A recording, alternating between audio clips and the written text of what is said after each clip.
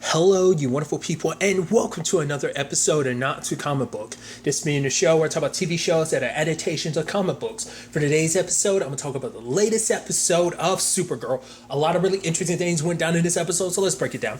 Well, first and foremost, you have there's so much to break down about this episode. Okay, first, there's Brainy confronting Lex because he's like, "Oh, I'm a 12th dimension intellect. Like, do you not think I'd put two and two together about the Sun Eater and you?" And for him, it's like, yeah, this is all for the purposes of me getting a meeting with all of Leviathan and everything. And he's like, but the fact of the matter is my friends could have died. He's like, yeah, but basically in his mind, it's like, it's a war. And the fact of the matter is sacrifices have to be made. So, Kryptonian or two has to end up dying, so be it. And now it's that problem again. It's like he knows what Lex is doing. He sees that Lex is, because he's like, I know you're manipulating this situation for your own good, but he's like, trust the process and everything. It's all going according to plan. Like, we're that much closer. He's like, I'm giving Jim a gift. And it turns out she gives that gift to Romacon because it's like, oh, like, I am giving you one last opportunity to take down the supers. And we never got to see what it was until later on when Romacon attacks him. He's going up against Supergirl, Miss Martian, Martian Manhunter, and Dreamer. Which I even love, Magon and John had that little cute moment, and Nia snoring, so she kind of messed it up a little bit. But it's like, I was like, oh, that's so cute. It's also, once again, it's that thing of it's kind of messing with my head a little bit because once again, my prior relationship between John Jones and Miss Martian is Young Justice. So that's what kind of messes with my head a little bit when I'm like, oh yeah, because that was first, because that's like his quote unquote niece. So they're familial in that way, and to see them in it's not that big of an issue, but it's just kind of interesting in my head that they're there's a relationship building, a romantic relationship in that regard. But nevertheless, what I also thought was kind of an interesting thing is that Nia had a dream about Romacon, but he's cards, but then she sees Brainy and he's green and stuff, and at the time, she's like, Brainy, just get out of my head. Because once again, she's under the impression that anytime she's seeing Brainy, it's like, oh, this is just because I got him in my head. Not realizing Brainy's there for a reason. Even the fact is he was there with his skin turning green. I thought that was supposed to be a little bit more like him slipping down that slope. Obviously, his new form now is green. It's not blue like it was before because this is him without his inhibitors.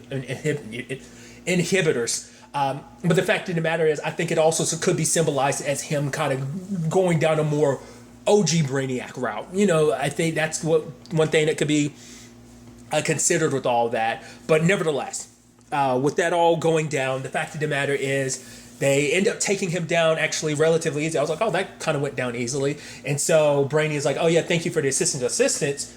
We took him down and you showed up later. He's like, well, we'll take him to the DEO. The DEO will question him first. And she's like, they're like, no, fine, we'll go along. Because Lex had told him not to interfere with the battle between Romacon and the supers, or between his friends and everything. And he takes Romacon into custody and is like, they can listen in, but even Nia's like, yeah, something's not right. Something about that staff just kind of feels wrong.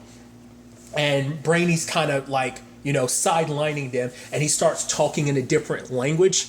And they're like, wait, what's that language he's speaking? Because they're like, it doesn't sound like any language they know, but I guess it's an ancient enough language that Brainy either he picked it up because of Lex, or maybe he just picked it up on his own. Probably, I think it's probably a byproduct of him being from the future, so he knows probably that language, or maybe, I don't know. I don't think they ever explain how he did that, or maybe it's just a byproduct of, because all those other brainies gave him all the information they had on Leviathan, so that probably included this ancient language. And he ends up saying Lex Luthor, and they caught that as like, wait, what's this about Lex? Why is Brainy speaking in a different language? But it turns out the entire thing was a setup. That the fact of the matter is Romacon wanted to be where he is. He gets his staff and everything, but then he starts sucking up all the kryptonite in the place, which part of my brain immediately goes we know Alice needs some kryptonite, so I don't know. I'm sure there's some out there just in the world in general, but I doubt there's going to be any correlation. But I just think it's interesting, that got brought up last in Batwoman this week, and now playing a big role this week in Supergirl. But the fact of the matter is, Romacon, I didn't expect that. Straight up destroyed the DEO. I was like, holy shit. like the DL's never actually been out, like it's been damaged. It's never been destroyed. Even like in season 1 in the old base that they had, that was never destroyed. It was like heavily damaged and stuff like that. At least to my recollection and stuff. So it's interesting to see like it full blown destroyed. And I guess that's supposed to bear the weight of like, oh yeah, like the DEO represented this foundation just for Supergirl and everyone, and even Alex. We'll get into that later on. But to see it crumble, especially, because of Brainy sees that because he blames himself. It's like, I was told not to interfere because I did. Like, my friends almost died and the DEO is going. He's kind of like, this is on me. And he's trying to talk to Nia, but Nia's like, I know something's not right. Because she's like, I saw that you were trying to like play Romacon because like that's what her dream told her. But she's like, you're hiding something. Like, tell me what it is. She's like basically saying at the end of the day, he has to choose a side. He can't pretend to be working with them and then like in the next second like pushed into the sideline and stuff. Like, you have to choose a side or it's going to be chosen for you. So it's like, once again, it's like he knows what he needs to do for the sake of the future. But once again, it's like, I think the other Brainies were misguided in not recognizing the threat that Lex Luthor is. Or maybe the thought is by having him take down Leviathan, that Lex could be taken down later on. Maybe that was the thought process. Maybe it's the thing of like, we can't let you know too far in advance, because if you know that Lex becomes a bigger threat, then you're less likely to go through this plan, because any other way is going to end with Leviathan winning. But this way, Lex wins. He's in a better position. But at the end of the day, all of you are going to win. But once again, it's that thing of maybe keeping Brainy 5 in the dark about the whole thing. I don't know. But it's a very complicated situation. At the same time, you have William and Kelly working on this whole thing, because obviously, despite everything that's going down recently, Andrea is still running forward with obsidian lenses and everything. And they're like, Kelly's like, after like all those people that were found and everything, should we really be doing this? But Andrea's like, the fact of the matter is that bug, it was taken care of long ago. Well, it wasn't, because the person you got tasked with looking into that bug was Eve, and Eve left it open because that's what Lex told her to do. So it turns into that gnarly situation. And obviously, like, Andrea's kind of like, oh, unless there's actual proof of something being wrong, don't come to me about this. But obviously they start looking into different stuff. I forgot how they came about the number, but basically Eve and Kelly end up investigating because they were connecting like numbers that were connected. I forgot the exact details of how they came up with it, but they got an ID number. Kelly helped William look into the ID number. Oh yeah, they were trying to connect Margot, and they were like, is there, like, apparently like her cell phone led her to like conversations with someone at Obsidian. Interestingly enough, they also found out that the Margot, I thought she was being held at gunpoint or something, or forced to do that. But to be fair, it's like, would she be forced to do that? It's like someone disguised himself as her. So I'm assuming that was Lex. Probably like already, either he did it before he went and killed her, or after he killed her, whatever the case may be. I'm assuming before. But it's like, yeah. So he falsified that, obviously, to kind of spin Margot's connection, to kind of pull it away from Leviathan and make it look like she was involved with like the lady that wanted to shut down the lenses before, Amy, if I remember correctly her name, like the alien lady that was trying to stop it. But they ended up, like, William and Kelly end up trailing it back to Eve. Now Kelly knows Eve from the previous world, from the everything pre-crisis. So, and they try to bring this up to Andrea, but Andrea doesn't want to listen. I think Andrea is so misguided, and the fact is that this is so important to both her and the business, and just like she's letting her goals and her, like, yes, she has people's best interests at heart to a certain extent, but at the same time, you're coming at it from a kind of, she's a little bit cutthroat when it comes to business. So for her, it's like a thing of like, this needs to go through without a fail. I can't have any like random stuff coming up. It's like, no, unless it's like Eve's back history is clear. So obviously all the mistakes she made in the past, it being revealed, all the shady shenanigans that she was up to, because of that, like, this is post-crisis, so none of that exists, because she is Leviathan's well-kept secret. So all her evil, any evil she did in the previous world is completely undone now. So Andrea is not even willing to listen, and that messes things up pretty badly. At the same time, Alex had met with the real Pete, and I love they references like, oh yeah, isn't that the dude Malefic pretending to be? And I'm like, hey, Sean Austin, which immediately my Aston. I always say Austin. It's Aston. Which immediately, every time I see him, I'm like, good old Bob. And Rudy. I think those are the things that come to my head. But obviously, because Stranger Things is like the most recent thing, I feel like I've seen Sean Astin in, other than this, because obviously he popped up earlier this season, right? But so I was, part of me was like, but I just immediately think of Bob from Stranger Things. R.I.P. Bob. Oh God, it makes me sad just thinking about it. Nevertheless, so he's like basically into languages and stuff like that, and I thought it was so interesting because he's like, oh my God, Kara, I'm a big fan of your work. He's like, it's actually interesting. He's like, the way she uses words and stuff like that, like her understanding of language, he's like, it's actually pretty impressive, like even beyond just like a regular English language. He's like, did you kind of live abroad previously? She's like, no, I'm just from Midvale. And they're like, yeah, Midvale, because we have to hide the fact. I guess just as a Kryptonian, she picked up on Earth languages pretty quickly, but I guess maybe because of her being from a different planet, it makes her able to kind of understand language on a completely different level, because I guess like maybe the Kryptonian language, I mean, who knows, like maybe as a Kryptonian because obviously it's supers, they kind of like Clark and Kara, like their minds work a little bit differently, like how they pick up, like I think it's not the same thing, but there has been some stuff that's basically said that like Superman's got like an eidetic relationship, memory, like almost like he has like a photographic memory, almost to a certain extent. It's not quite photographic, but it's similar to that. So I'm assuming Kara kind of has the same thing, but I'm sure that's neither here nor there when it comes to like her understanding of the language. I just thought it was kind of an interesting little tidbit, but Alex wants to look more into it because obviously for Pete, it's like every time he looks on like some cataclysmic event in human history, that symbol that Romicon has, I guess, just as general symbol of Leviathan, has been shown. So he wants to look into some other records, but normally he's allowed in the room, but it's like, oh, it's shut down. But Alex is like, this is a dangerous organization. We got to cut through whatever red tape we can to go and find a way to it.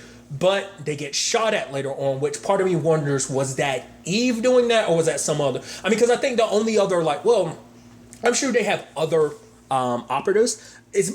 I'm assuming Margot was an alien because we never actually got to see what her real form looked like. I guess we never will, because we've seen like fragments of what, Gemma really looks like, and kind of, I guess, bits and pieces of what Romicon looks like. I guess like his full-on rock form is what he really looks like, whatever the case may be. But I guess like we know at least Eve is one of their human operatives. We know at least in another lifetime, Andrea was as well. But regardless, I just assumed it was Eve. We'll see if that ends up being the case or not. It might have been someone else. But obviously, Pete wants to take care of his family, and he talks to Alex because he's like, Alex has kind of got this perspective of kind of like, he's like, yeah, it took me a while to kind of get adjusted to not having that, that instinct you kind of have from the military, that basically you kind of have to let it go. Like that instinct, I guess she has, just kind of like pushing forward, because for her, and she ends up talking about this later on, is so used to kind of having the DEO backing her, so she's out here kind of naked, and kind of like doesn't have like the structure and organization that she once had. So she feels like it was kind of, she, because of that being something she's not used to, she's like, I put Pete's life in danger. I shouldn't have done that. And Kelly is obviously saying like she can't quit Obsidian because it's the only way they're going to get really close to figuring this whole thing out. So she's willing to kind of like hide herself in Obsidian, kind of play low key so she can keep doing what she needs to do behind the scenes. She's suggesting Alex do the same thing. She's like, what are you saying? I wear a mask? It's like, she's like, yeah, it helped out my brother. And I'm like, okay, so that's interesting. So like Alex going all vigilante, especially because she's not with the DEO anymore. I'm curious to see when it's all said and done. Like, is it going to be a situation of, obviously the DEO still exists as an organization, just they don't have that base of operations anymore. So either it's going to get rebuilt or eventually they'll find a new one. But in the meantime, Alex is going to do her whole vigilante thing. Part of me wonders, is that going to be a permanent thing? Like, even when it's all said and done, will she actually go back to the DEO, or will she kind of stay in a more private sector a little bit, kind of work more closely with John and everything?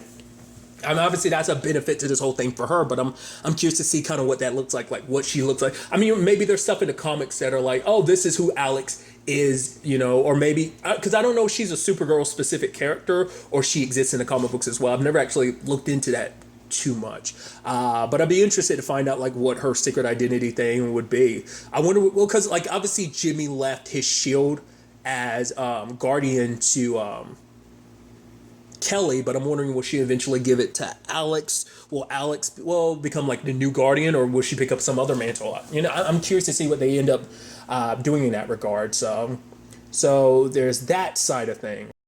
Then on the other side of things, there's the situation with Lena. Like, her experiments are kind of going wrong because like Steve is in the elevator with another inmate. He starts freaking out because he's like claustrophobic, and he ends up accidentally hurting another inmate. So obviously Lena's looking into trying to fix the situation. But it was interesting because she ends up finding out that basically the dude's fear, like his what's the word I'm looking for? Self-preservation instincts kind of kicked in because he thought his life was in danger, and it kind of overwrote the reprogramming of his brain, and now it's basically kicked his brain into overdrive, into kind of almost like a fight. Like the adrenaline is almost like he's always just kind of in a state of like, I gotta protect myself, dangers everywhere type of mentality.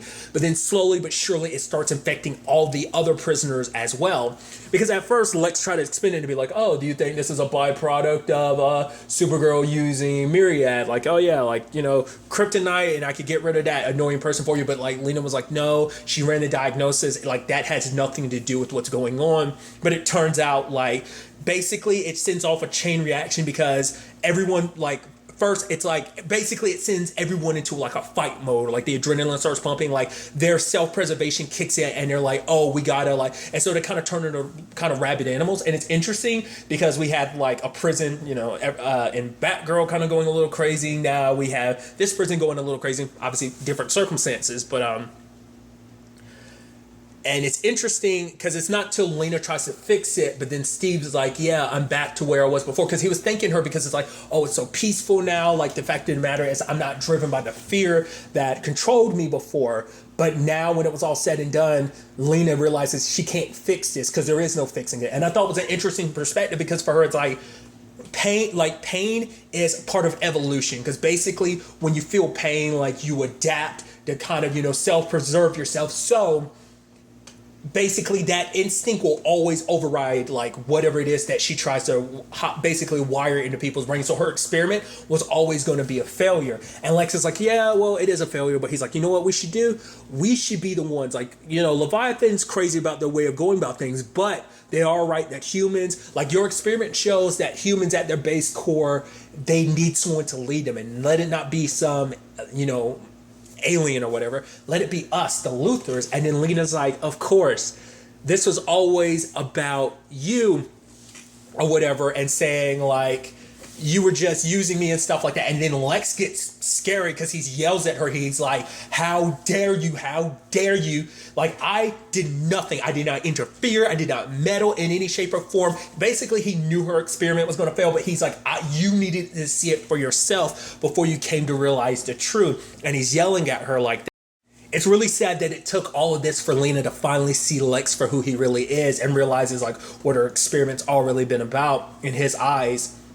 And for her, and I love that line of her being like, you might be a monster, but that doesn't mean I need to be one, you know, because she finally sees Lex for who he is, like, because she kind of because once again, all the hurt she was in about the whole Kara situation, and Lex being there trying to be the sweet, very,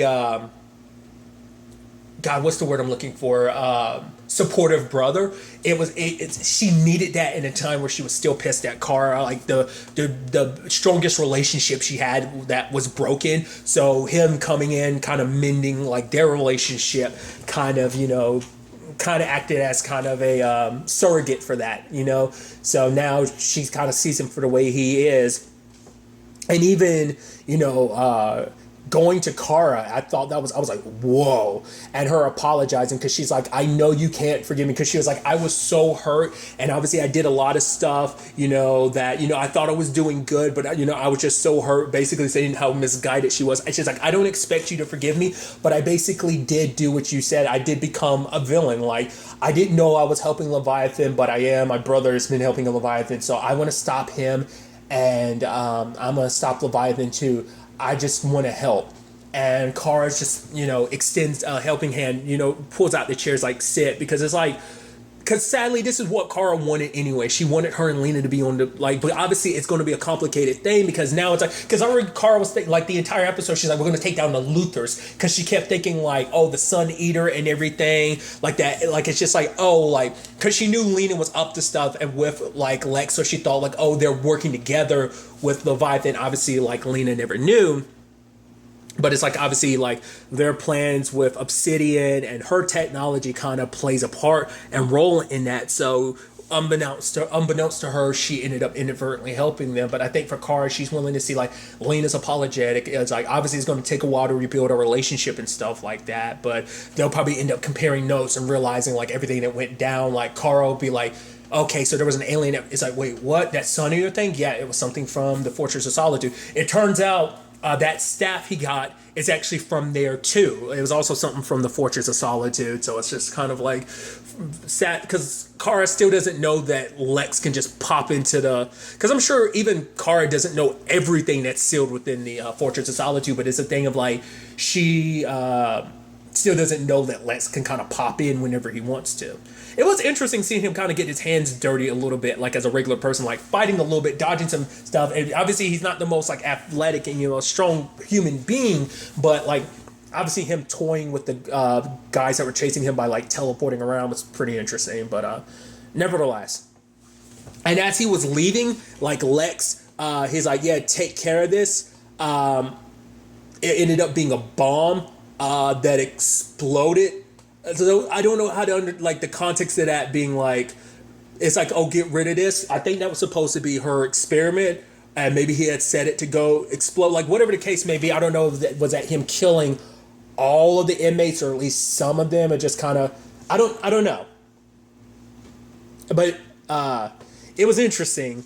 Then he gets a call from Gemma, and she's like, yeah, you get a step, you get to be welcomed aboard a spaceship at the same time. You know,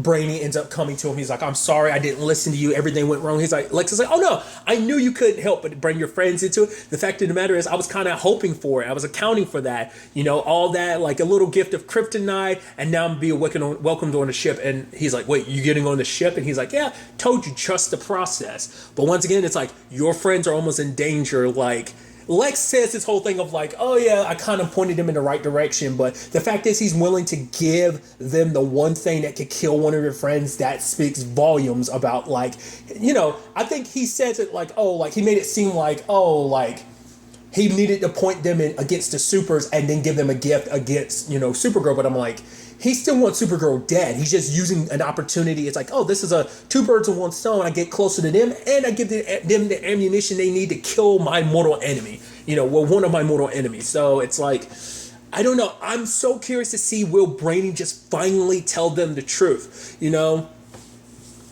it's going to be interesting to see if that ends up working out or not.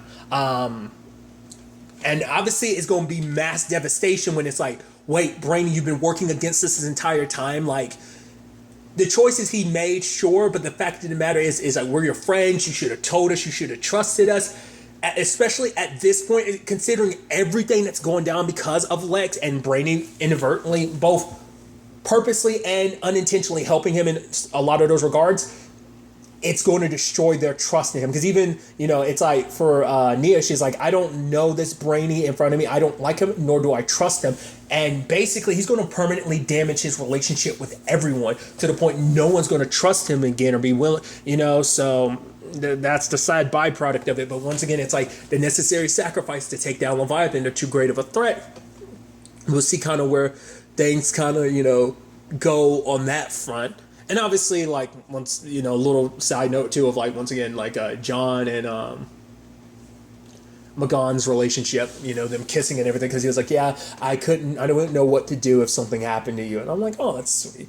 But also at the end, we have William following Eve, and then he gets bagged because I'm assuming she did that. But once again, she has a reason to still do what she's doing, because technically she still works for Leviathan, but also at the same time, all of Lex's dirty secrets, like all the blackmail he has against her, like she can't make a move against him, and she's still stuck working for Leviathan, so she's between a rock and a hard place. So she took William, not less, they took William because they knew he was looking into and investigating this stuff. I don't know.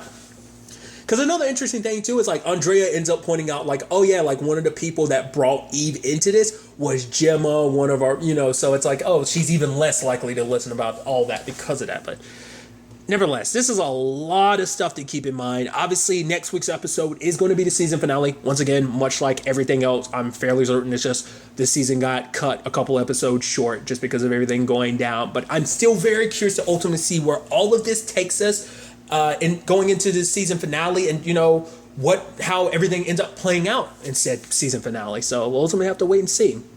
But really, that's all I want to talk about. Till the next time we meet, be happy, be safe, live life to the fullest, and enjoy it. Good day and good